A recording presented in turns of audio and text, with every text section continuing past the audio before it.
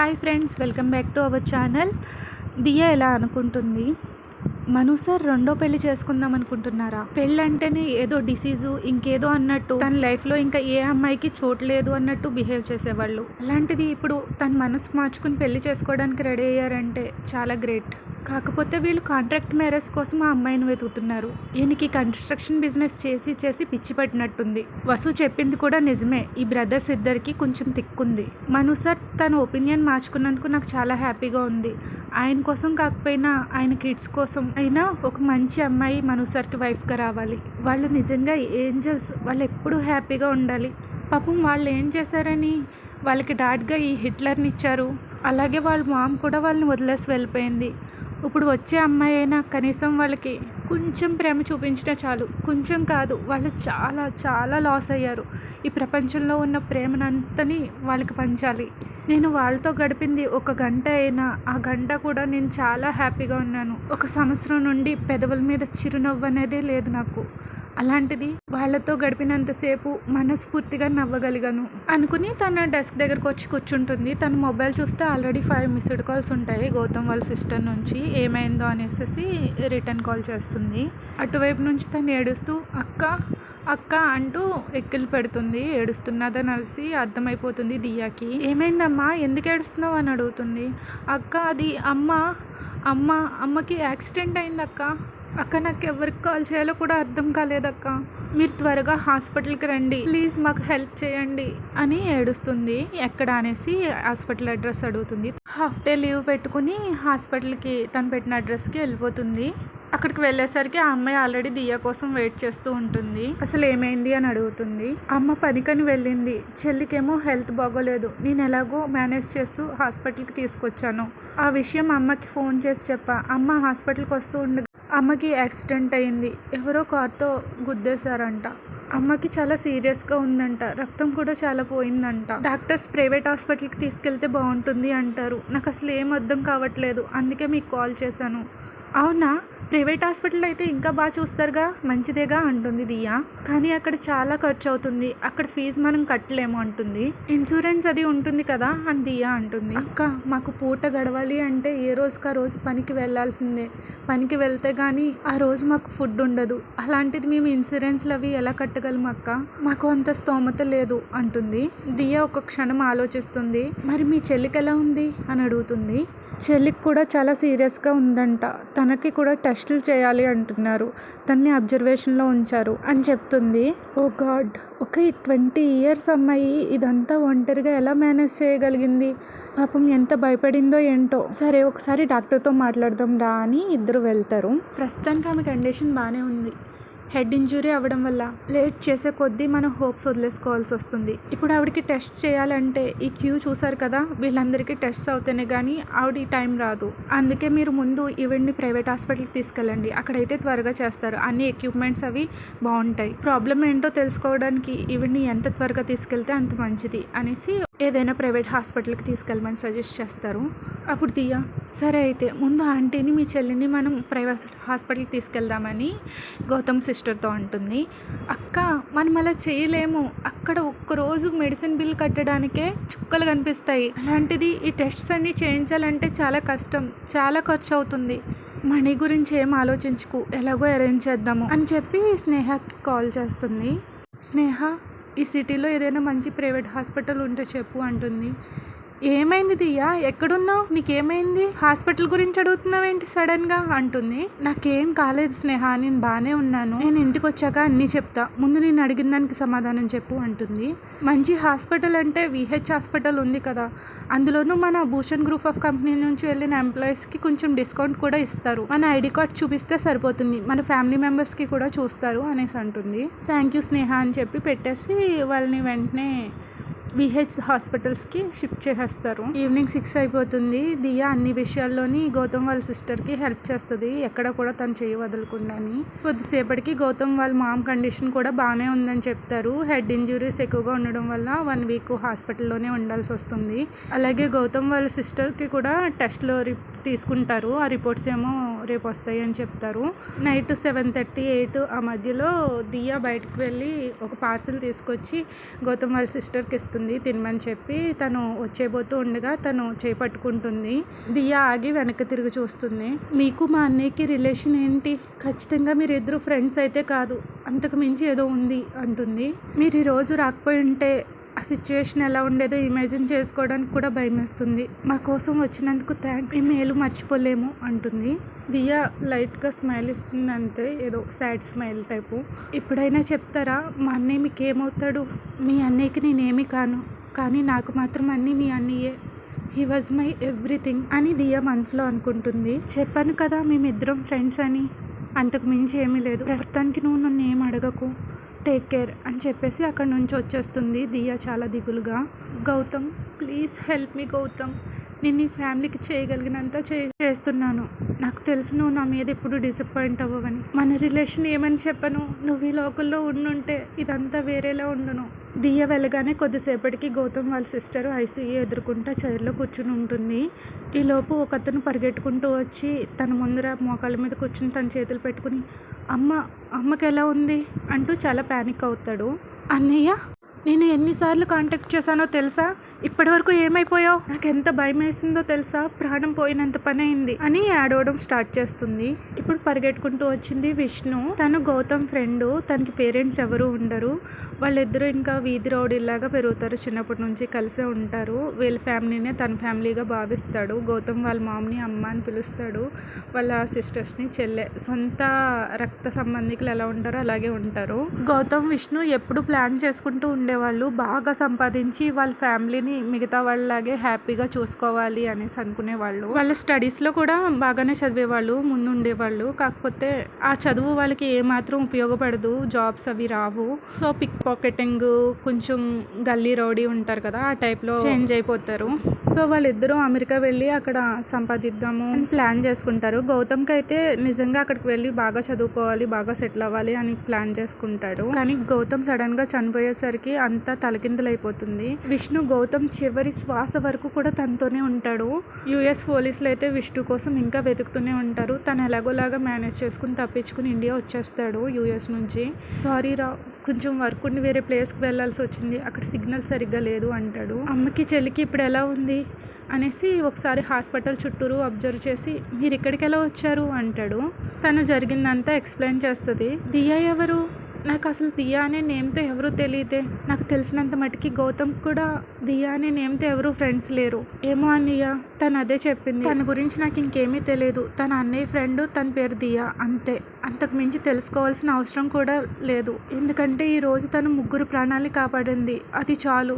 అమ్మకి చెల్లికి ఏదైనా అయి ఉంటే ఆ టెన్షన్తో నేను కూడా ఏమైపోయేదాన్నో. తను చాలా మంచిది, ఈరోజు మనకి హెల్ప్ చేయడానికి వచ్చిన దేవత అంటుంది. సడన్గా విష్ణుని తల నుంచి కింద వరకు అబ్జర్వ్ చేస్తుంది, సీరియస్గా చూస్తుంది. అన్నయ్య, నువ్వు వర్క్ కోసం వేరే ప్లేస్ వెళ్ళానన్నావు కదా, ఏంటా వర్క్? నీ షర్ట్ నుండి ఈ రక్తం మార్కులు ఏంటి అని టెన్షన్ పడుతుంది. విష్ణు ఏం మాట్లాడు, ఏం సమాధానం చెప్పాలో కూడా తెలియదు, సైలెంట్గా ఉంటాడు. అన్నయ్య, ఇప్పటికైనా ఇదంతా ఆపవా నువ్వు? దీనివల్ల ఆల్రెడీ మనం గౌతమ్ అన్నయ్యని కోల్పోయాము, అయినా సరే నువ్వు దీన్ని ఆపట్లేదా? నీకు కూడా ఏమైనా అయితే మేము ఎలా బతకాలి అని చెప్పి తన చేతుల మీద తలపెట్టుకుని ఏడ్చేస్తూ ఉంటుంది. నేను ఇదంతా మనీ కోసమే చేస్తున్నాను, చెల్లికి అమ్మకి ట్రీట్మెంట్కి డబ్బులు కావాలంటే ఇది చేయడం తప్పట్లేదు, నాకు ఇది తప్ప ఇంకేం తెలుసు అనిపోతాడు.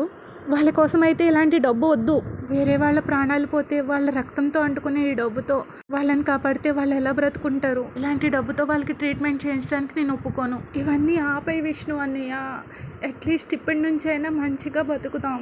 గౌతమ్ నేను కోల్పోయినా కూడా నువ్వు సాటిస్ఫై అవ్వట్లేదా? నువ్వు నిజంగా మాకు హెల్ప్ చేయాలనుకుంటే నువ్వు మంచిగా మారు, మంచిగా సంపాదించిన డబ్బుతోనే హెల్ప్ చేయి. నాకు జస్ట్ 20 years, ఈ చిన్న వయసులోనే నేను చాలా చూశాను. ఒక అన్నయ్యని కోల్పోయినా నువ్వు ఉన్నావనే ధైర్యం నాకుంది. అట్లీస్ట్ నువ్వైనా ఉన్నావు కదా అని హ్యాపీగా ఉన్నాను. కానీ నువ్వు ఇంకా మారలేదు. నువ్వు మారను అంటే అలాంటి అన్న నాకు వద్దు. గౌతమ్ అన్నయ్యని ఇండియాకు పంపించినప్పుడు ఆ గడ్డ కట్టుకుపోయిన బాడీ ఇప్పటికీ నా కళ్ళ ముందర అలాగే ఆడుతుంది. నిన్ను కూడా అలా చూడాలి అనుకోవట్లేదు. ఇప్పుడే డిసైడ్ చేసుకో, నీకు ఈ ఫ్యామిలీ కావాలంటే ఇక్కడితో ఇదంతా ఆపేయి. ఏదైనా మంచి జాబ్ చూసుకో, అది ఏ వెయిటర్ జాబ్ అయినా సరే మాకు పర్వాలేదు. లేదు నేను మారలేను అంటే మాత్రం మమ్మల్ని అందరినీ ఇక్కడితో మర్చిపో అని చెప్పి ఆ అమ్మాయి అక్కడ నుంచి లేచి వెళ్ళిపోతుంది. విష్ణు డైలమాలో పడిపోతాడు. బయటికి వెళ్ళి ఒక కాల్ చేస్తాడు. తనేమో లిఫ్ట్ చేయడు అవతల వ్యక్తి. మళ్ళీ కాల్ చేస్తే లిఫ్ట్ చేస్తాడు. బ్రో ప్లీజ్ బ్రో ఒక్కసారి నిన్ను మీట్ అవ్వాలి అంటూ చాలా డెస్పరేట్గా అడుగుతాడు అనమాట. హాఫ్ అన్ అవర్ తర్వాత తన ముందర ఒక కార్ వచ్చి ఆగుతుంది. ఆ కార్లోంచి శిరీష్ దిగుతాడు.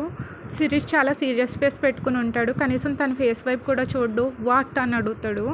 బ్రో ప్లీజ్ హెల్ప్ చేయి, నాకు అర్జెంటుగా ఒక జాబ్ కావాలి అంటాడు. ఏంటి జాబా? నువ్వు ప్రస్తుతం చేస్తున్న జాబ్ ఏమైందో? జాబ్ బాగుందా? బాగా సెటిల్ అయ్యావా? లగ్జరీగా బతుకుతున్నావా అని కొంచెం మాక్ చేసినట్టు అంటాడు. నువ్వు దేని గురించి మాట్లాడుతున్నావో నాకు తెలుసు బ్రో, నేను తప్పే చేశాను. కానీ ఈసారి నేను నిజంగానే మారాలనుకుంటున్నాను. ఒక మంచి జాబ్ కావాలి, నాకు మంచిగా మారడానికి అవకాశం ఇవ్వు ప్లీజ్ బ్రో. నువ్వు తప్ప నాకు ఎవరూ హెల్ప్ చేసేవాళ్ళు కూడా లేరు. హెల్పా? సంవత్సరం క్రితం నిన్ను గౌతమ్ని పిలిచి మరీ జాబ్ ఇస్తానని చెప్తే అప్పుడు మీరేమన్నారు? వాళ్ళ కింద కుక్కలా బ్రతుకుతూ తోక ఊపుకుంటూ చేసే జాబ్ మాకు వద్దు అని చెప్పావు. అవును, నేను కుక్కలా నా బాస్ కింద తోక ఊపుకుంటూ పనిచేస్తున్నాను. ఎందుకు చేస్తున్నాను? ఈ బాడీ తనదే. తను పెట్టిన ఫుడ్ నేను తింటున్నాను. తను ఇచ్చిన మనీ నేను స్పెండ్ చేస్తున్నాను. తను చెప్పినట్టు వినకపోతే ఎవరు చెప్పినట్టు వింటాం? అవును, నేను భూషణ్ ఫ్యామిలీ కుక్కనే అని ర్యాష్గా చెప్తాడు. ఐఎమ్ సారీ బ్రో, నా తప్పేంటో నేను ఇప్పుడు రియలైజ్ అయ్యాను. ప్లీజ్ అదంతా మర్చిపోయి నాకు హెల్ప్ చేయవా? ఏంటి అన్నీ మర్చిపోవాలా? ఎలా మర్చిపోతాను? నాకు కనీసం ఇన్ఫార్మ్ కూడా చేయకుండా గౌతమ్ని నీతో పాటు అమెరికా తీసుకెళ్ళావు. ఇల్లీగల్ పాస్పోర్ట్స్ వీసాస్ క్రియేట్ చేసుకుని యూఎస్లో వెళ్ళిపోయారు. ఏమైంది? ఒకళ్ళేమో డెడ్ బాడీగా ఇండియాకి తిరిగి వచ్చారు. ఇంకొకడు ఒక పెద్ద లూజర్ లాగా పారిపోయి వచ్చాడు. నాకేం తెలియదు అనుకుంటున్నావా? నేను ఎయిర్పోర్ట్కి గౌతమ్ బాడీ రిసీవ్ చేసుకోవడానికి వెళ్ళినప్పుడు నేను కనీసం తన బాడీ వైపు కూడా చూడలేదు. తన ఫ్యామిలీ ఇప్పటి వరకు ఈ రోజు వరకు కూడా వాళ్ళని ఫేస్ చేయలేకపోతున్నాను. వాళ్ళమ్మ గౌతమ్ని ఎప్పుడు నా తమ్ముళ్ళ చూసుకోవాలి అని రిక్వెస్ట్ చేసేది. ఆవిడ అడిగిన దాన్ని తీర్చే ఛాన్స్ కూడా లేదు ఇప్పుడు. అసలు నువ్వెందుకు గౌతమ్ని నీతో పాటు యూఎస్ తీసుకెళ్ళావు? అక్కడ ఏం జరిగింది? మీరిద్దరూ నా దగ్గర ఏం దాచారు? అసలు ఎవరు గౌతమ్ చంపాలని చూశారు? ఎందుకు చంపారు? చంపేంతలాగా మీరు ఏం చేశారు అక్కడికి వెళ్ళి? గౌతమ్ చాలా ఇన్నోసెంట్, చాలా మంచోడు. అలాంటి ప్లేస్కి వెళ్ళి తన శరీరం పైన బుల్లెట్స్తో వచ్చాడంటే మీరు అక్కడికి వెళ్ళి నిజంగానే సంథింగ్ ఏదో చేయకూడదే చేసి ఉంటారు. వదిలే విష్ణు, నీ ఫేస్ ఇంకెప్పుడు నాకు చూపించుకో అని వెళ్ళిపోబోతాడు. విష్ణు శిరీష్ చేయి పట్టేసుకుని ప్లీజ్ బ్రో ప్లీజ్ నాతో పాటు గౌతమ్ని యూఎస్కి తీసుకెళ్ళి నేను ఇందులో ఇరికించాను. తప్పంతా నాదే బ్రో. ఈ ఒక్కసారి ఇదే లాస్ట్ అనుకుని నాకు హెల్ప్ చేయన్నా. నాకు చాలా గిల్టీగా ఉంది. ఏం చేయాలో కూడా తోచడం లేదు. గౌతమ్ కోసమైనా సరే నేను మారాలనుకుంటున్నాను. ఏ జాబ్ అయినా పర్వాలేదన్నా ప్లీజ్ అంటాడు. సరే అయితే రేపు భూషణ్ గ్రూప్ ఆఫ్ కంపెనీస్కి రా. నువ్వు నీ గ్రాడ్యుయేషన్ కూడా పూర్తి చేయలేదు, మధ్యలోనే ఆపేసావు. సో రిషి సార్ని అడిగి నీకు సెక్యూరిటీ టీంలో జాబ్ వచ్చేలా చేస్తాను అంటాడు. తను మారుతాను అనేసరికి శిరీష్కి కూడా ఒక ఛాన్స్ ఇద్దాము అనిపిస్తుంది. తన షోల్డర్ మీద ట్యాప్ చేసేసి అక్కడ నుంచి వచ్చేస్తాడు.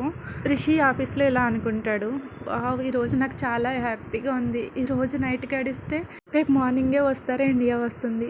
మా కోసం అన్ని ప్రిపరేషన్స్ చేస్తాను, అంతా పర్ఫెక్ట్గా ఉంది. ఈ శిరీష్కి ఏమైంది? నాతో ఏదో చెప్పాలి అనుకుంటున్నాడు కానీ చెప్పట్లేదు. శిరీష్ ఏమైంది అలా ఉన్నావు? ఏమైనా చెప్పాలా?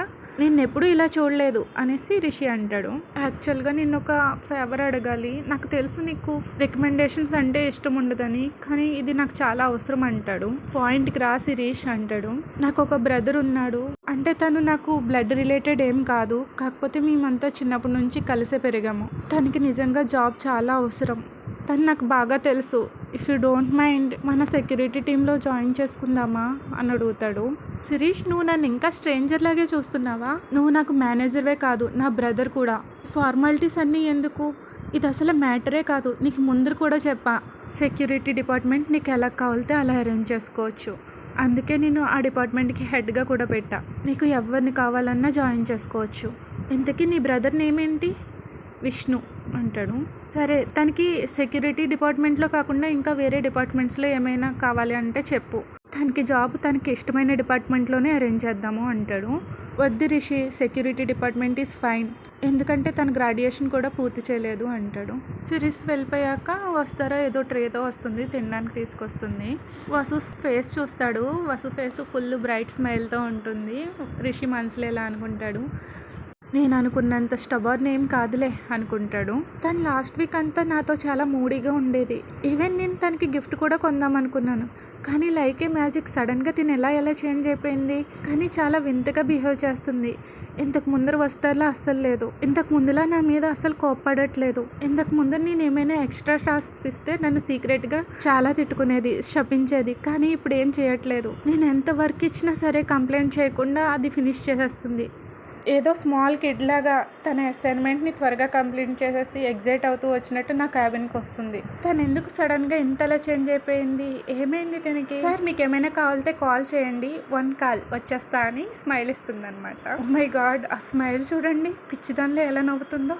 ఇట్స్ ఓకే అసిస్టెంట్ వస్తారా అనేసి వసు ఏం తెచ్చిందో ఆ ప్లేట్లో చూస్తాడు. అవి చూసిన వెంటనే కళ్ళు ఫుల్ పెద్ద చేసేసుకుంటాడు షాక్లో. ఈ పిచ్చిదేంటి, ఏం తీసుకొచ్చింది? కుక్కీసా? హార్ట్ షేప్లో కుక్కీస్, అవి కూడా చాలా నీట్గా అరేంజ్ చేసి తీసుకొచ్చింది. అసలు ఈ పాపకి ఏమైంది?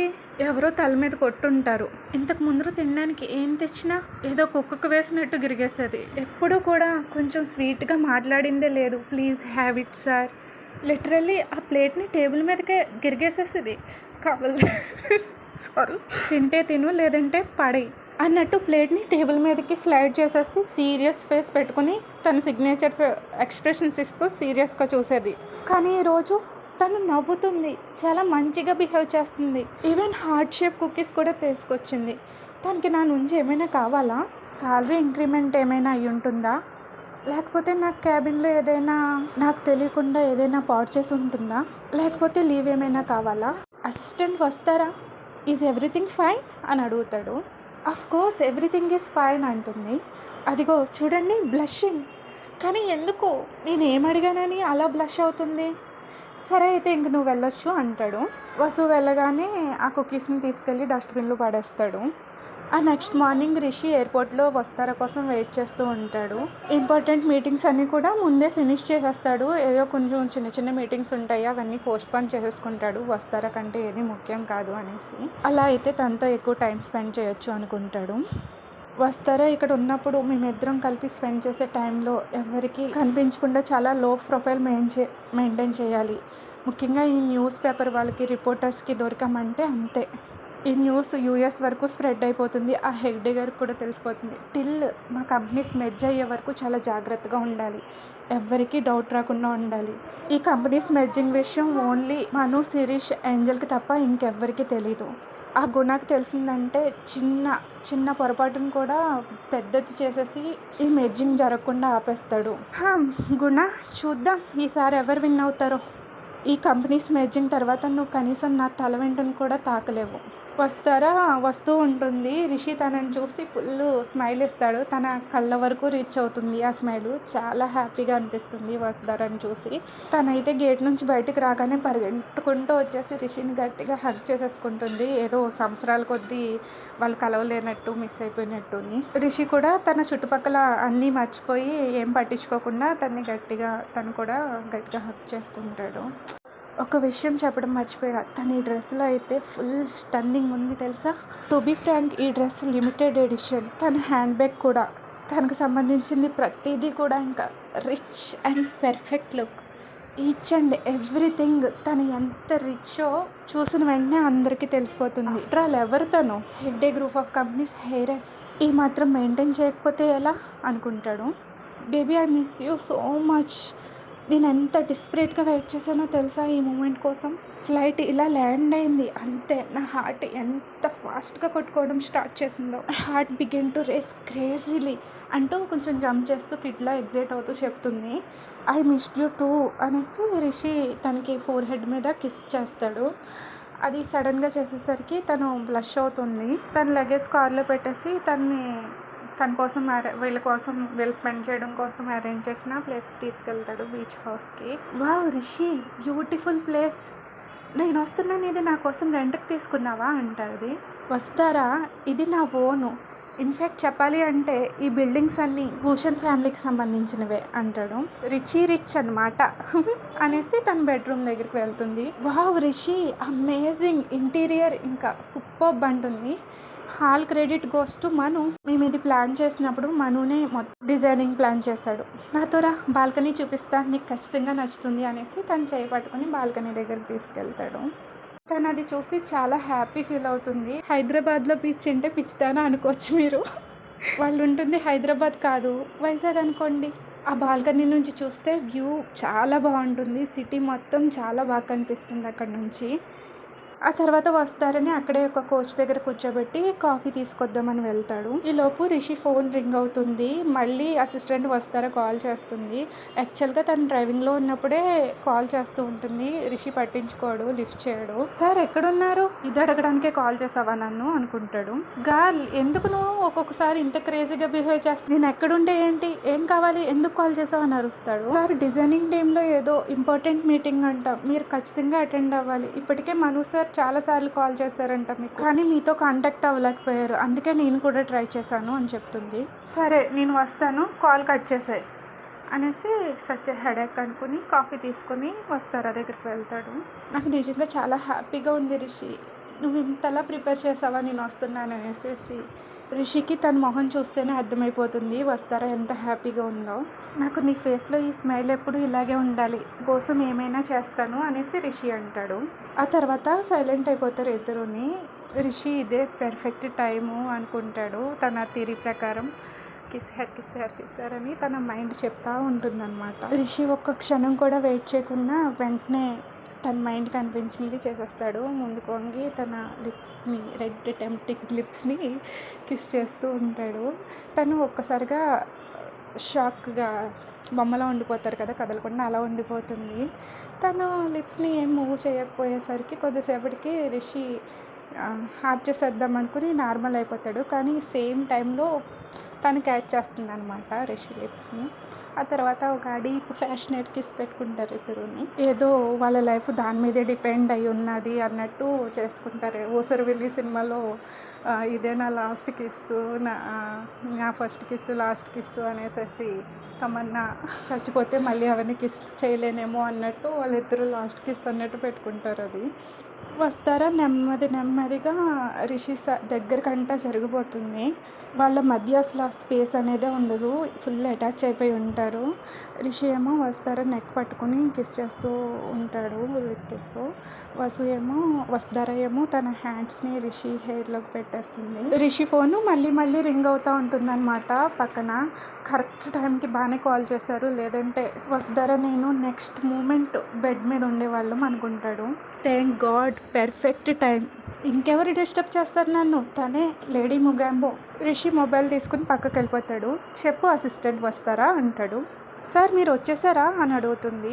రిషి కోపం కంట్రోల్ చేసుకుంటూ ఉంటాడు, కళ్ళని గట్టిగా మూసుకొని. అసిస్టెంట్ వస్తారా, నేను ఆల్రెడీ నీతో చెప్పాను టైంకి వచ్చేస్తాను అని, అయినా సరే నువ్వు కాల్ చేసి ఎందుకు అన్నిసార్లు డిస్టర్బ్ చేస్తున్నావు? నేనేమి కిండర్ గార్డెన్ కిడ్ నేమ్ కాదు, నువ్వు అన్నిసార్లు గుర్తు చేయాల్సిన అవసరం లేదు. Stop treating me like kid. నేను అర్జెంటుగా సైకియాట్రిస్ట్కి చూపించాలి. ఇంతకు ముందర నేను తన దగ్గర లేకపోతే బాగుండు అని చూసేది, నేను బ్రతుకున్నానా చచ్చానా అన్నది కూడా నాకు అనవసరం అన్నట్టు ఉండేది. ఐ థింక్ నేను చచ్చాను అని తెలిస్తే పార్టీ కూడా చేసుకునేదేమో, కానీ ఇంత మార్పా, ఎందుకు ఇలా చేంజ్ అయిపోయింది తిను అనుకుంటాడు. అసిస్టెంట్ వస్తారా అంటాడు.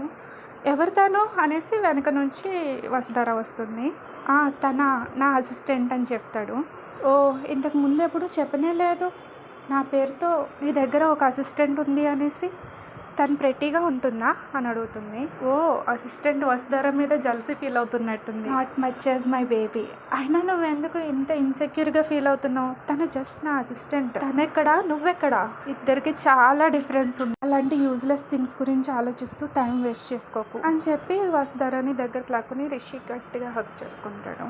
I know that Rishi, after all ఒక అసిస్టెంట్ గురించి నేనెందుకు ఇన్సెక్యూరిటీగా ఫీల్ అవుతాను, ఈవెన్ తను ఎవరో ఎలా ఉంటుందో కూడా నాకు తెలియదుగా అని వసుధారా చెప్తుంది. బేబీ ఒక ఇంపార్టెంట్ మీటింగ్ ఉంది, నేను వెళ్ళాలి, please be comfortable with everything. కింద నా గార్డ్స్ ఉంటారు, నీకు ఏదైనా కావాల్స్తే ఒక కాల్ చేయ వాళ్ళకి. ఆ మీటింగ్ అవ్వగానే పరిగెట్టుకుంటూ నీ దగ్గరికి వచ్చేస్తా, మనం ఇందాక స్టార్ట్ చేసింది ఫినిష్ చేయాలిగా అంటూ తన నెక్ మీద ఫేస్ పెడతాడు. వస్తారా కొంచెం రిషి షోల్డర్ని పట్టుకుని వెనక్కి తోసి అని లైట్గా స్మైల్ ఇస్తుంది. సరే అయితే కమ్ ఫాస్ట్, ఇప్పటి నుంచే నేను నిన్ను మిస్ అవుతున్నట్టుంది అంటుంది. రిషి అక్కడ నుంచి వెళ్ళిపోతాడు. తన కాల్ స్టార్ట్ చేసి మళ్ళీ తన లేడీ ముగాంబాకి కాల్ చేస్తాడు. ఈరోజు రిషికి చాలా హ్యాపీగా అనిపిస్తుంది. రిషి అక్కడ ఆ బీచ్ హౌస్ దగ్గర స్టార్ట్ అయిన దగ్గర నుంచి టిల్ వాళ్ళ ఆఫీస్కి రీచ్ అయ్యే వరకు కూడా అసిస్టెంట్ వస్తారాతో ఫోన్లో మాట్లాడుతూనే ఉంటాడు. ఆ ఫోన్ కాల్లో ఇద్దరు తిట్టుకుంటారు, ఒకళ్ళ మీద ఒకళ్ళు అరుచుకుంటారు. వసునైతే ఈడియట్ అని కూడా పిలుస్తాడు. ఈ లవ్ ఎవరినైనా ఎలాంటి వాళ్ళనైనా చాలా డిఫరెంట్ పర్సన్ చేసేస్తుంది అనుకుంటాడు రిషి. సార్ మీరు ఇంకా ఆఫీస్కి ఎంత టైంలో రీచ్ అవుతారు అని వసు అడుగుతూ ఉంటుంది. I am already here, assistant వస్తారా, ఒకసారి తలపైకెత్తి చూడు అంటాడు ఫోన్లోనే. వసు ఫోన్ కింద పెట్టేసి మీరు ఆల్రెడీ ఇక్కడికి వచ్చేస్తే ఇంకా ఎందుకు ఫోన్లో మాట్లాడుతున్నారు అంటుంది. జస్ట్ ఫర్ ఫన్, నువ్వు వర్క్ చేసుకుంటూ నాతో ఫోన్లో మాట్లాడడం చూస్తుంటే చాలా ఫన్నీగా ఉంది అని రిషి అంటాడు. అదిగో అదిగో చూడండి మళ్ళీ బ్లష్. అస్తమానం ఎందుకు బ్లష్ అవుతుంది? దీన్ని చాలా వైడ్గా బిహేవ్ చేస్తుంది. సరే follow me to meeting hall అనేసి చెప్తాడు.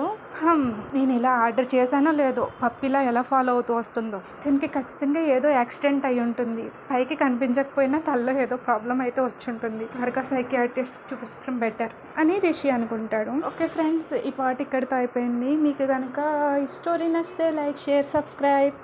Thank you for listening friends. Take care. Bye bye.